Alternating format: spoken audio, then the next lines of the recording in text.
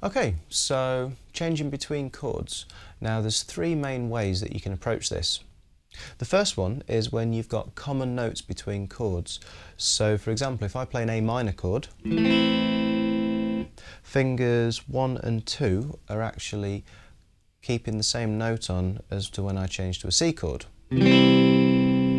So finger 1 stays on fret 1 of the second string, and finger 2 stays on fret 2 of the fourth string, and then I reach up with my third finger and play the bass note of C on the third fret of the fifth string.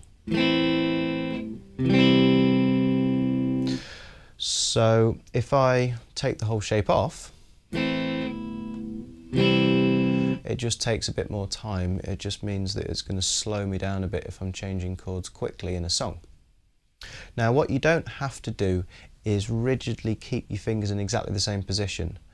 You can sort of shuffle up and down the frets a little bit without actually moving over onto a new one.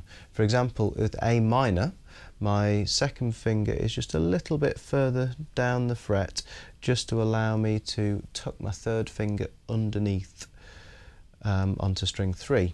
Whereas when I play a C chord, I've got to reach up onto string 5, so I've got to reach with my third finger, so fingers 1 and 2 can just slide up just a tiny little bit. So A minor, fingers 1 and 2, and C, and they've just moved up a tiny bit. So the best way to do that is when you do change between chords, just momentarily take the pressure off, but still keep touching the strings just so that you can slide up and down without fighting against your own pressure on the strings.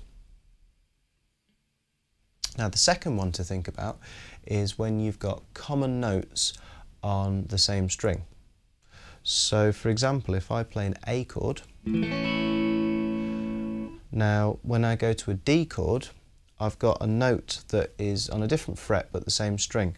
So my third finger is playing fret 2 of string 2 with an A chord, but when I move to a D chord, I want to slide my third finger up, so it's now pushing down fret 3, and then I can move to my D shape. So A, slide up and play a D. So again, as before, take the pressure off, but still keep touching the strings just so you're sliding up on the muted string. And this should hopefully make you change a little bit easier, help you to lead into the next change. Now the final way of changing between chords is when you don't have any common notes or any notes on the same string. Now this is definitely the hardest way of playing, but there's ways where we can still make it a bit easier.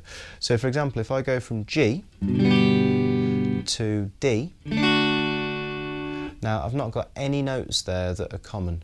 So what I'm doing is I'm deciding which finger is doing the most work here, which one's got to move the furthest, and I think it's my second finger because it's going all the way from string 6 with G right the way down to string 1 with D. So what I'm doing is I'm going to be leading with this finger. I'm going to be putting my main emphasis on this to start with.